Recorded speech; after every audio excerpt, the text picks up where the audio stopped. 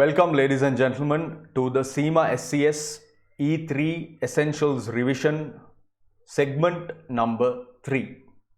This segment is very special, it's very important, and it's also not very difficult. This segment is on governance and the elements related to it: corporate social responsibility and, of course, ethics. Why I said it's not difficult is because anyway Cima expects people to fundamentally, its members especially, to fundamentally be ethical. So this is something that has continuously been progressed and pushed forward as an agenda in Cima, promoting its members. And that this is why in the Cima membership letter they say whoever Mr. say, for example, for me, Mr. Branudeen is a member in good standing. So Cima heavily looks down upon ethical breaches, and that is why that makes this whole segment more important. All the while it also not is very complicated, because it fundamentally revolves around the moral center that we as humans are supposed to have, and to be right and to be good and to be kind. So it's pretty much, when you think about it, it's pretty much things that we already have embedded in ourselves, that has been brought into a corporate structure, that has been embedded because there have been certain deviations. Corporate governance itself is about the good governance of a company. Corporate social responsibility is about how a company has a responsibility to be a social citizen, someone who cares about everybody in the society. And ethics is really that moral center of how a person behaves and acts and executes their activities within a company, or generally in life as well. Let's have a look.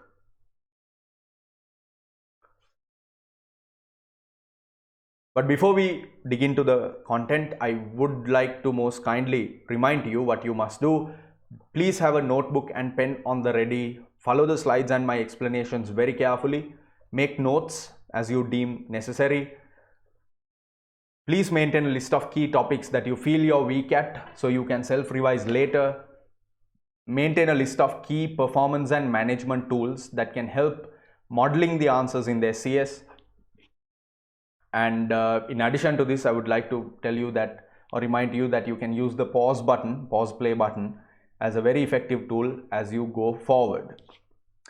So what is governance, and where did governance, or where did the need for governance start to come into play? It really started in the aspect of, or in the context of, generating strategic options, because strategic options themselves are the initiation of business. No, if you want to start a business, you start by looking at your options, right? So it's really that birth of business itself is where good governance became a need.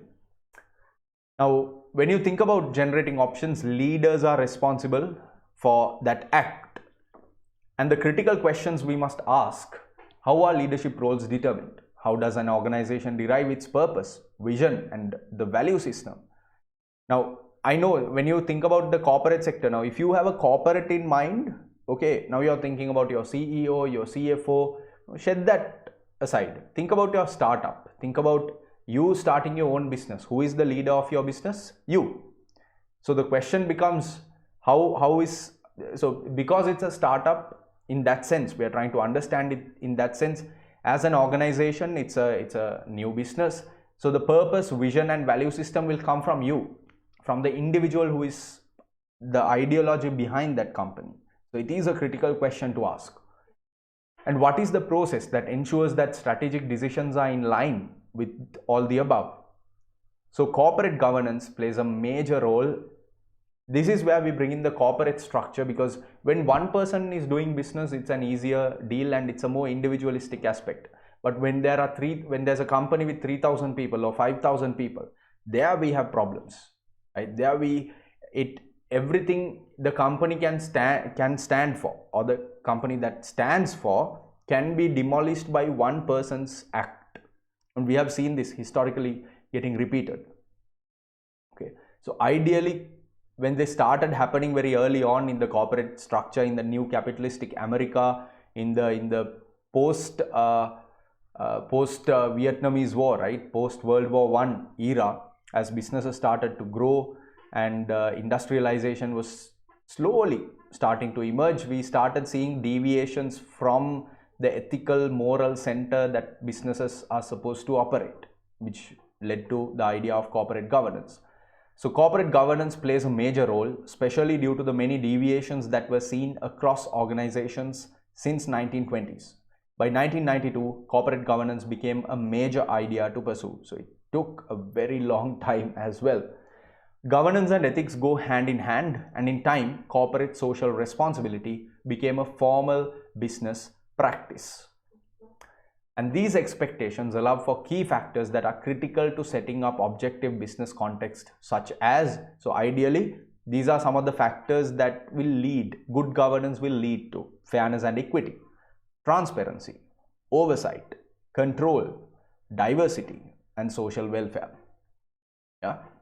So these are things, I mean, really when you think about it, you don't even need a code of governance, or you don't really need the Sarbanes-Oxley Act or whatever, right? You don't need people, a group of people, because we are all people, right? You don't really need a separate body of people coming and dictating terms about good governance.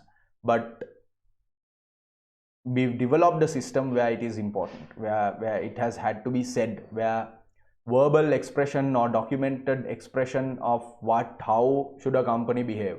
This is how morally, right? Because legal frameworks are okay. Legal frameworks, yes, documenting them, that is all good and well, because you need a law and you need a legal structure. But to honestly, I'm taking a moment here, to honestly live in a world where companies have to be sort of like handheld like babies to say this is the right way to do things, we must have done something wrong somewhere when we established this system. Yeah, but let's continue. So the role of governance, ethics, and CSR. So this is the snapshot of everything, the entire content around corporate governance. So if you look at corporate governance, you have the CSR on one end and you have the ethics side on the other end. So when you look at the ethics, you have the ethical threat aspect and the code of ethics, right? So ethics is more personal, ethics is more individual and very close to the idea of one's behavior, right? One's moral center. Then you have the systemic translation of corporate governance as an outcome as corporate social responsibility. So the idea is that if a company has good governance, if a company has actually been governed well, then it will lead to it becoming a good corporate and socially responsible citizen, right? So under CSR, impact of technology, the CSR stances, various stances, there are 4 stances actually. The sustainability side to it, the disadvantages and the advantages are discussed. Okay, so this is a complete snapshot of what corporate governance is expected to create. So let's pay attention to corporate governance itself, right? So we will look at it from 2 sides to it. One is objectives and purposes. Firstly, I'm going to look at the purpose. So the primary purpose of corporate governance is said to be monitoring those parties within a company who control the resources owned by investors. So it's actually the agents, right? Investors have put money or invested money, and there are agents who manage that money. So are the agents responsibly behaving in such a way that the money is not used for any thing that it should not be used for? So while monitoring that aspect is the primary purpose, in support to ensure there is a suitable balance of power on the board of directors, ensure executive directors are remunerated fairly, make the board of directors responsible for monitoring and managing risk, ensure the external auditors remain independent and free from the influence of the company, and address other issues like business ethics, corporate social responsibility, and protection of whistleblowers, etc. are key purposes under corporate governance.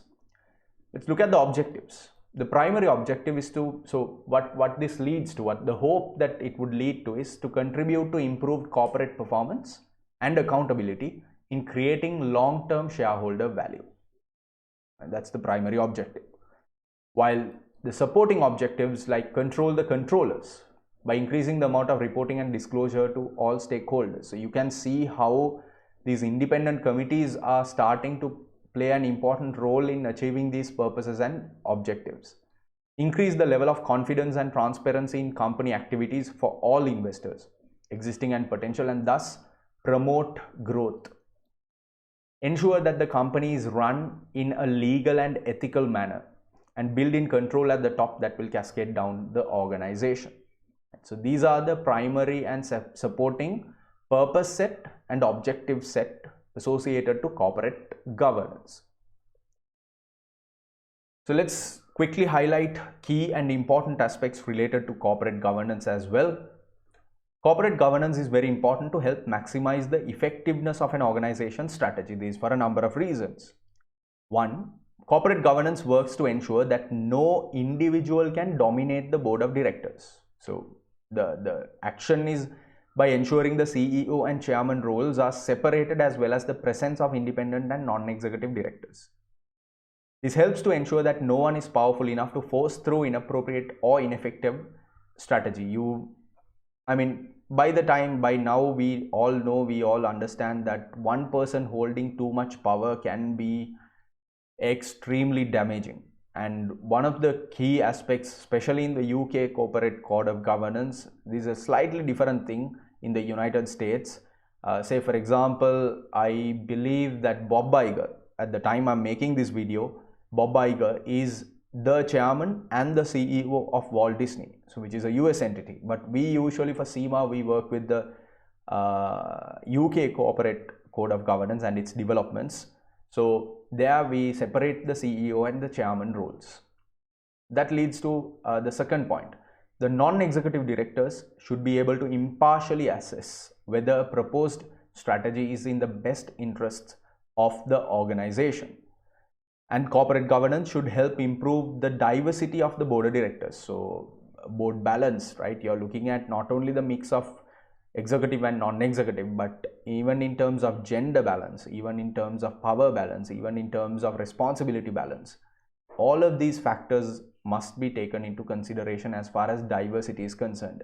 This allows the board to identify a wide range of possible strategies as well as analyze them from a variety of different viewpoints. So it's really this idea that diversity is a strength and not a weakness, right? The more diverse a board is, while intellectually capable and educated and balanced minded and tolerant, the more diversity means that board will be extremely strong. Adequate internal audit and control systems should ensure that the board has accurate information about the current operations of the company. So this is about information transparency. So the board is supposed to know everything that is going on at real time. They shouldn't be getting to know things later. This will enable them to develop more effective strategies for the organization, respond real time. In addition, strong internal control increases the chance that the organization will be able to implement its strategies successfully. Right. So internal audit and control systems, very, very important. Basically, a good portion of your P3 revision will be focusing on internal controls. Having good corporate governance is attractive to investors. This will make it easier for the organization to raise the funding necessary to invest in the new strategies that they have identified. Right? So even in terms of investor perception, being a good governed, well-governed company can be very attractive. These are the key aspects, some of the key benefits also of corporate governance. Next, let's take a look at corporate social responsibility. So to start with, let's try and understand what is CSR. So I already mentioned that this is all about being a good social citizen. CSR basically refers to a firm's obligation to maximize its positive impacts upon stakeholders while minimizing the negative effects. So you are really just looking at enhancing positive externalities while diminishing negative externalities, right? You want to minimize negative effects and contribute as much as possible to all parties involved. Now, these are some examples, right? Purpose.nike.com//reports, Coca-Cola company.com/sustainable business, pg.com/community impact. Please, if you have the time, if you can make the time, it will take 10 minutes, but try and check out these websites. These are some of these corporate giants giving us proof, trying to give us proof that they are doing well and they are contributing as much as they can for the society. If I even go one step further, this is Nike's impact report for last year. Purpose moves us. So if you look at some of these, right, you have the letter from the CEO, the report content, target, summary. So they work under few key taglines: unleash human potential, transform manufacturing, minimize the environmental footprint, and their approach.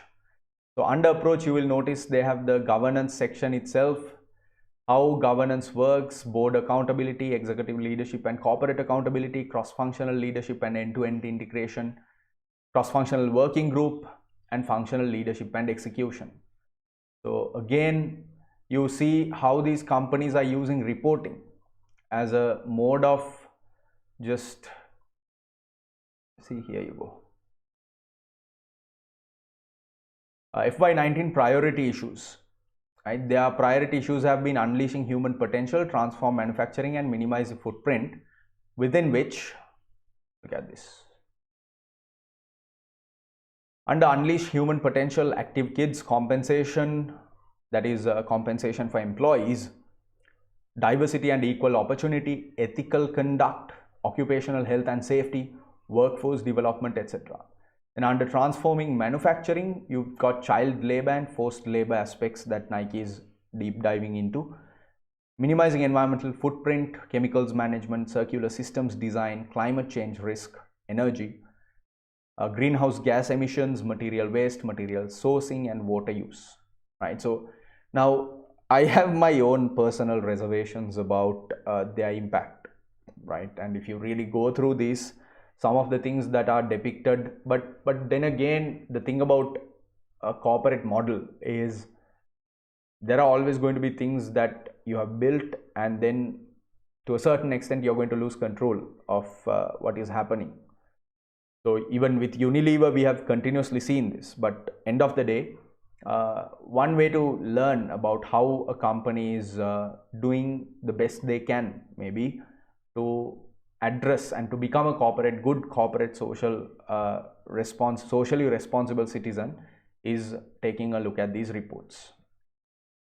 Make sure you spend some time on them. And on that note, yeah, so under corporate social responsibility, some of the things that key elements that we try to be careful about are sincerity, social responsibility, ethics, integrity aspect, sustainability aspect, the resources aspect, and the longer run, being thinking about the long term, and even in terms of sponsorship, being very careful and being very responsible with who and what you sponsor and what you promote as well. That brings me to looking at arguments against and for CSR, which will be the follow-up. So firstly, arguments against CSR. Can be argued that companies should not pursue CSR, because Milton Friedman argues that the business of business is business. So that is what you need to do, making money, right? So make money. Why the hell would you be considered about the corporate, about the society? Increased returns will lead to increased tax payments made to the state. These can then be passed on to worthy causes. Wow. A high proportion of company shares are owned by pension funds.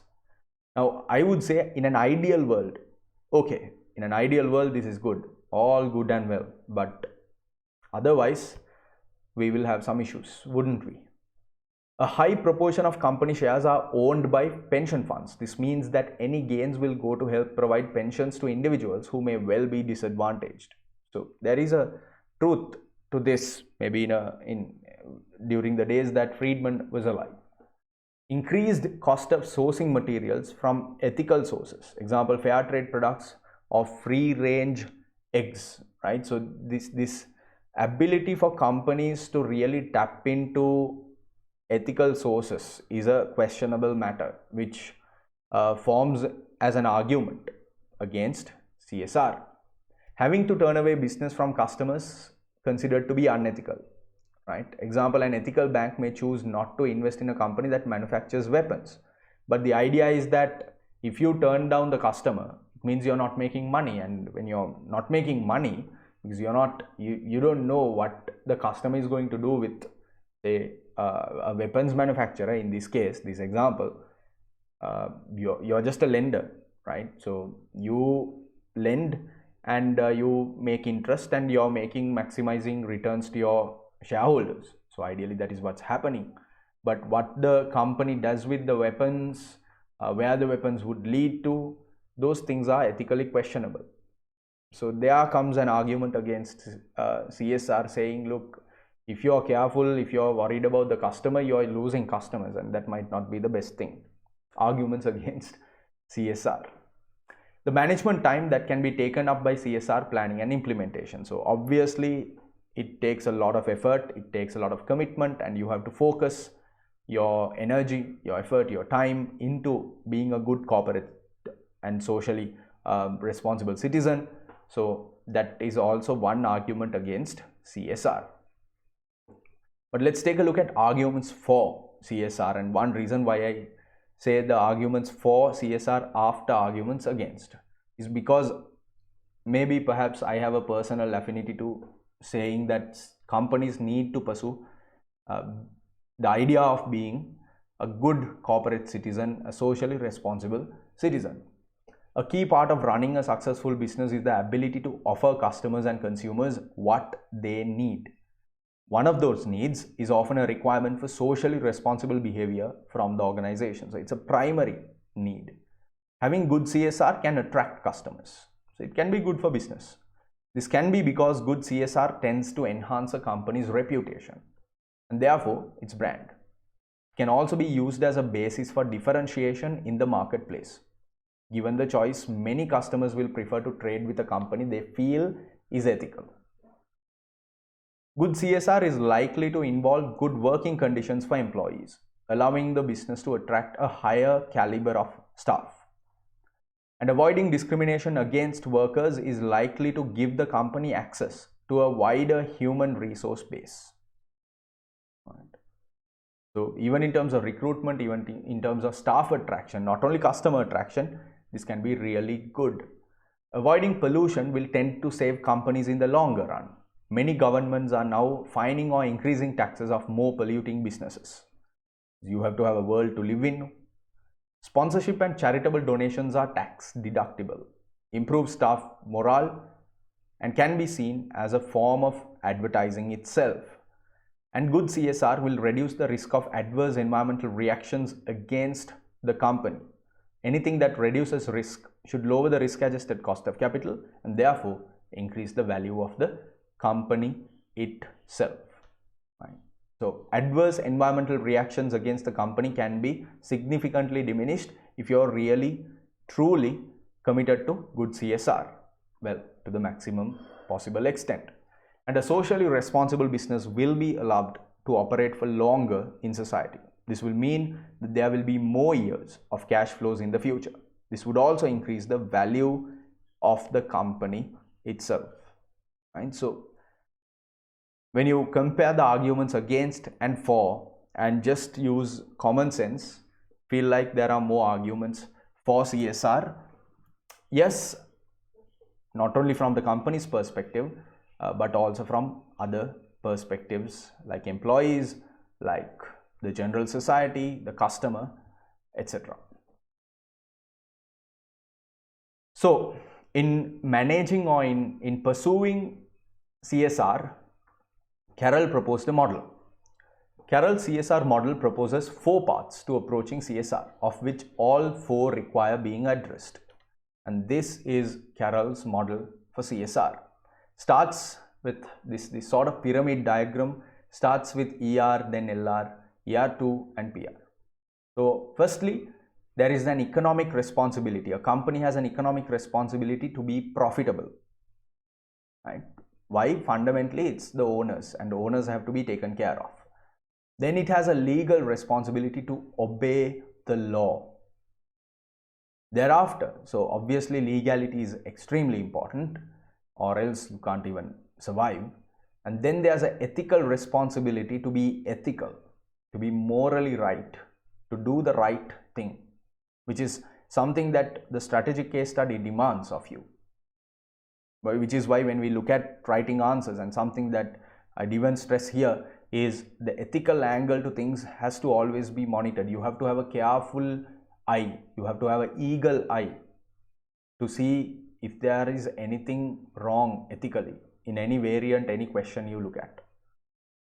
And ultimately, there is a philanthropic responsibility to be a good corporate citizen, which usually gets fulfilled when you manage these three and start donating and taking care of people in your financial power as well.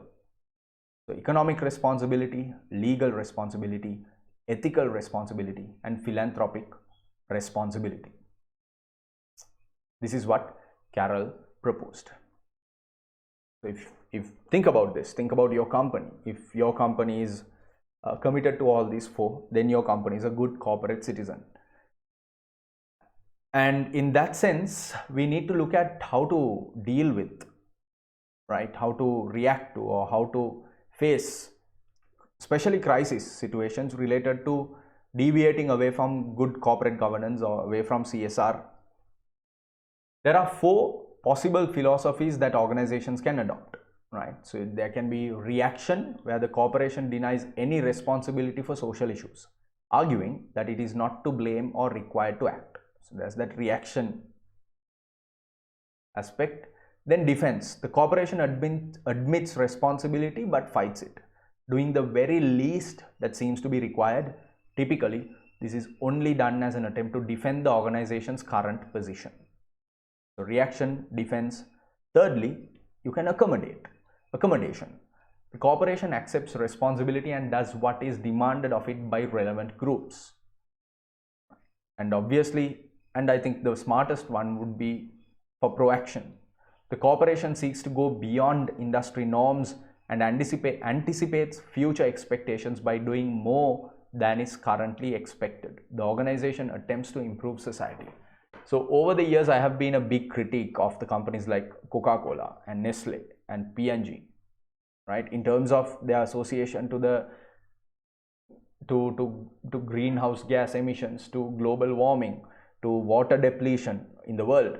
But as time has moved forward, with the recent reports they are publishing, I don't know if it's true, but with the reports at least, there is a sense of genuine commitment to proaction here, the fourth one, where the corporation is trying to go beyond industry norms and anticipate future expectations, right, and commit to the climate agreement that Obama signed, and pledge for the United Nations Sustainability Development Goals, etc., etc. Right? So you see this trend in companies nowadays, and that brings me to the aspect of sustainability itself. So you know what sustainability means? Simple. You care not for your generation only, but care for the future generations to come. Sustainability. Sustainability is the use of resources in such a way that they do not compromise the needs of future generations. It also involves not polluting the environment at a rate faster than they can be absorbed. Right. The reason that sustainability is so important for many businesses is that acting in a sustainable manner not only helps look after the environment and the wider community, but it strengthens the business and helps ensure its long-term survival. The difficulty for many businesses is that many companies focus on short-term gains rather than the long-term sustainability of the business and its environment. This is often evident in businesses that offer senior managers bonuses based on short-term or annual performance. Right? So this concept of difficulty, right, that is as a result of short-term focus, right, can be a significant sacrificial element when it comes to the longer term existence of the business itself. That's why we say don't be short termist. And because a manager might do something because the manager is leaving the company in a couple of months. So immediately might do something that will earn the bonus, right? Or make additional returns or get the commission. But if it's something environmentally detrimental, if it's something that's sustainably detrimental, it has to be very carefully managed, right? And Cima ideally expects a Cima graduate to think about it.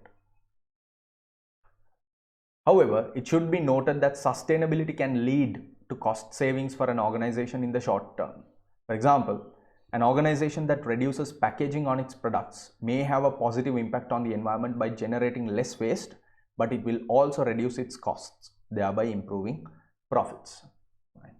So, just caring deeply about not only the current but the future generations. Sustainability. Why would a company have sustainability plans? According to a research conducted by Cima, this was around I think 2017 or 2015, around that time period, the key reasons include compliance, which is the need to comply with laws and regulations, reputational risk.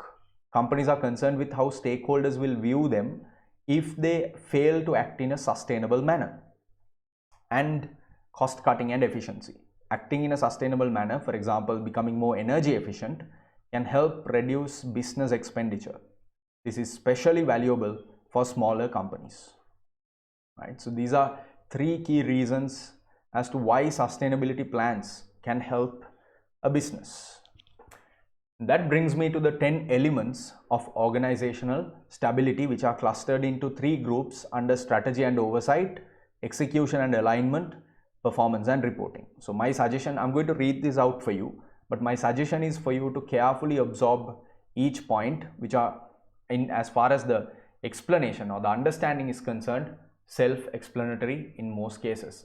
So under the 10 elements of organizational sustainability, cluster 1, strategy and oversight, board and senior management commitment, understanding and analyzing the key sustainability drivers for the company, integrating the key sustainability drivers into the organization's strategy, and under execution and alignment, the second group, ensuring that sustainability is the responsibility of everyone within the organization, not just one department.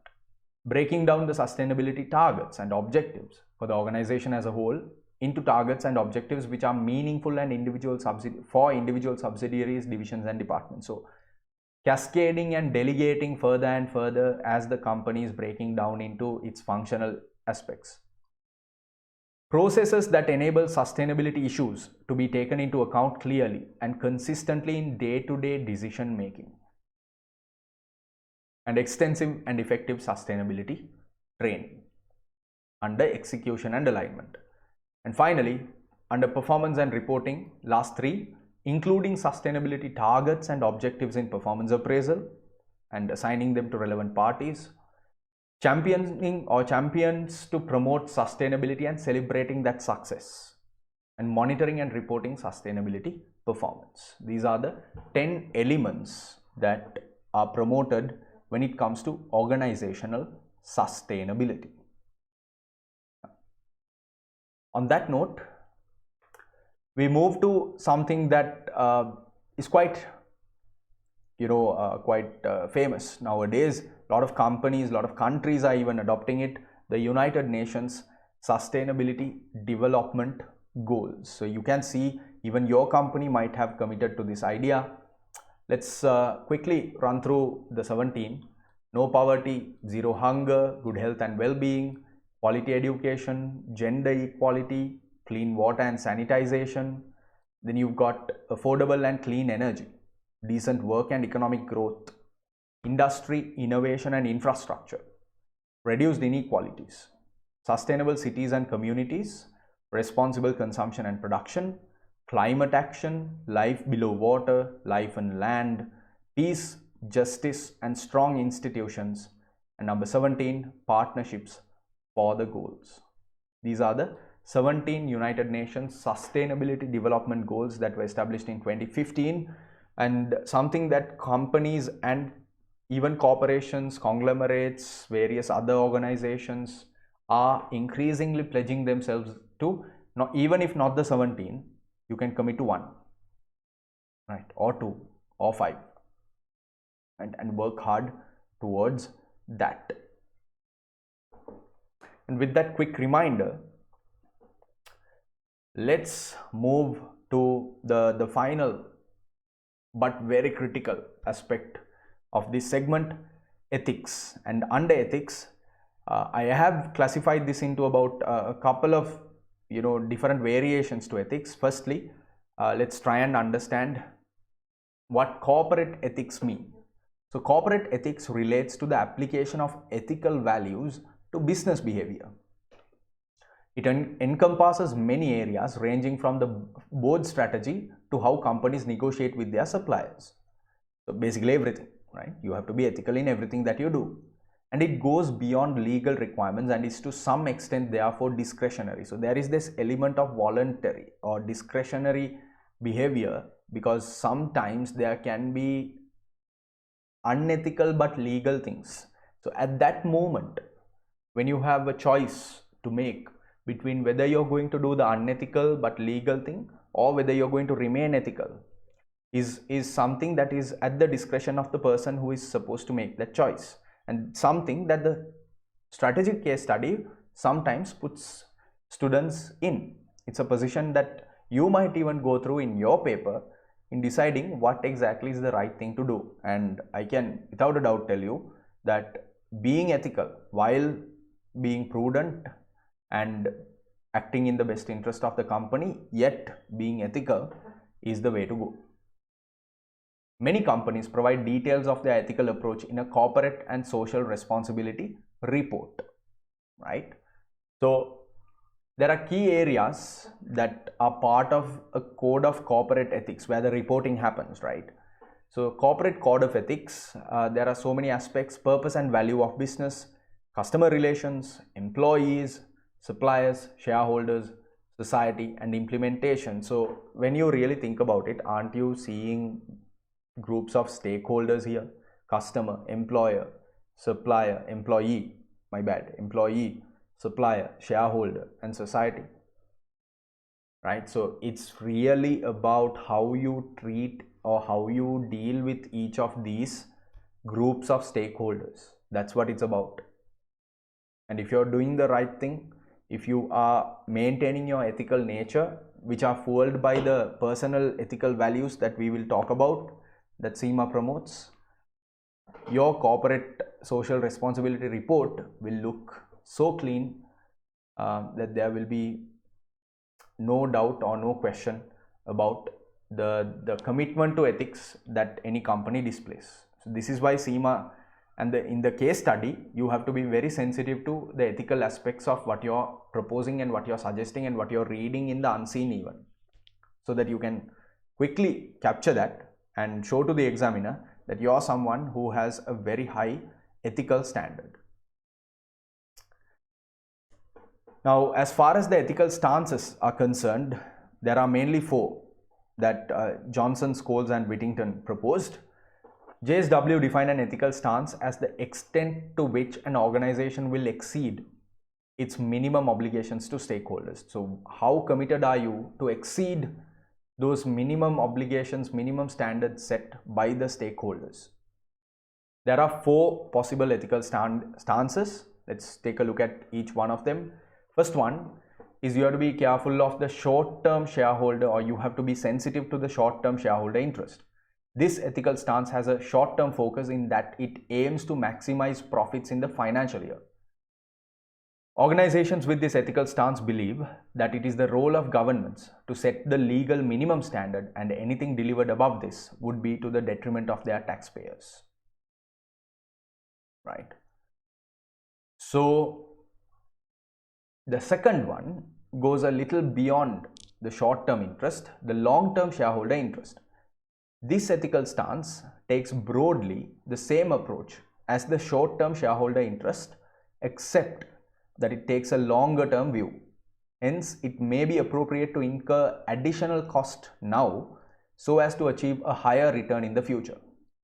An example could be a public service donating some funds to a charity in the belief that it will save the taxpayer the costs associated with providing the entire service should the charity cease to work. So it's really just this idea that in the longer term there could be longer term interests that motivate a company or an individual to behave in a certain way that will ultimately have been the right thing to have done. Hence, in this case, this ethical stance is aware of other stakeholders and their impact on long-term profit or cost. Right. So, first stance is take care of your short-term shareholder interest. Second stance, be sensitive to the long-term shareholder interest as well. Thirdly, multiple stakeholder obligation. So, caring about multiple stakeholders. This ethical stance accepts that the organization exists for more than simply making a profit or providing services at a minimal cost to taxpayers. It takes the view that all organizations have a role to play in society, and so they must take account of all the stakeholders' interests. Right? So care about everyone, care about every stakeholder group. Hence, they explicitly involve other stakeholders and believe that they have a purpose beyond just the financial objectives of a company. Multiple stakeholder obligation. And the last one is a shaper of society, or be a shaper of society. This ethical stance is ideologically driven and sees its vision as being the focus for all its actions. Financial and other stakeholders' interests are secondary to the overriding purpose of the organization. So it's more of an ideological requirement, ideological proposal and suggestion by JSW to say, look, if you're a company, ultimately all this leads to becoming a shaper of society. Right? I think I have seen companies that have gone bankrupt, right? Small companies, right? Even locally, I have seen companies where even if they have done things that are detrimental to them financially, but the need has been fueled by the idea that they want to be a shaper of society. So even if the business is in the point of bankruptcy, even if the business is not doing financially well, I have seen some business leaders with a highly resilient attitude to doing things that are unethical and committing to the ethical framework of how they have established the business and how they have continued. This has happened to many old businesses that are outdated and that technology has disrupted as an industry. So you really see how detached they are from the day-to-day or the short-term or the quick return model, but to really think about the aspect of shaper of society itself. So I think that's what we clearly see here. The fourth and perhaps the most ideological and the most ideal state of the four ethical stances that a company can adopt. And on that note, the fundamental ethics or the personal ethics side to it, professionals need to follow the following fundamental ethical principles. You know this very well, I hope. Let's take a look at them. Integrity implies fair dealing and truthfulness. So be fair in your dealings, and truthfulness is something that Cima heavily promotes. Secondly, objectivity, to ensure that their business and professional judgment is not compromised because of bias or conflict of interest. So being objective always. Professional competence and due care, required to have the necessary professional knowledge and skill to carry out work for clients, must follow applicable technical and professional standards when providing professional services. Number 4, confidentiality, where information obtained in a business relationship is not disclosed outside the firm unless there is a proper and specific authority or unless there is a professional right or duty to disclose. So maintaining confidentiality. Confidential information acquired during the provision of professional services is not used to personal advantage as well. Right. Number 4, or rather 5 in this case, ethics during disclosure, needs to consider the extent to which third parties may be adversely affected by any disclosure. right? So ethics, being ethical during disclosure when you're reporting. This is where integrated reporting, all those disclosure requirements, the stakeholder inclusivity, the principles of integrated reporting, the principles of the GRI, the Global Reporting Initiative, promotes this aspect of being ethical during disclosure. And of course, last but not least, professional behavior, that you must comply with all relevant laws and regulations. So these are the 5 or rather 6 with the disclosure aspect, key fundamental ethical principles that relate to the individual, that relate to the behavior of the individual, him or herself. And finally, we reach to the question of how do you resolve ethical conflict. In this case, the code is clear that the professional accountant should respond to an ethical conflict. That is why even in the case study, you have to be very careful in noting and in looking for any breach of ethical stances, right? How do you do this? You gather all relevant facts, establish ethical issues involved, refer to relevant fundamental principles, follow the established internal procedures, investigate alternative courses of action, consult with appropriate persons within the firm, obtain advice from professional institutes. I would like to say that Cima actually has a hugely well designed and well committed page as a professional institute to support people who are facing ethical crisis. And if the matter is still unresolved, consider withdrawing from the engagement or the team or the assignment or the role. So you see how serious they are, how serious Cima is about your approach, about our approach to dealing with ethical conflict. In fact, this is the website, cimaglobal.com/professional ethics/ethics/responsible business /ethical dilemma. In fact, that entire page is committed to the idea of how you can use these resources to be more ethical. And these are the sequence of actions that you can undertake to deal with an ethical crisis. Right? And that marks the end of segment number 3 of E3 Essentials. I hope you learnt a significant amount. This is a critical element to the strategic case study, and I genuinely hope you put it to good use in real life as well as the case study exams. Thank you.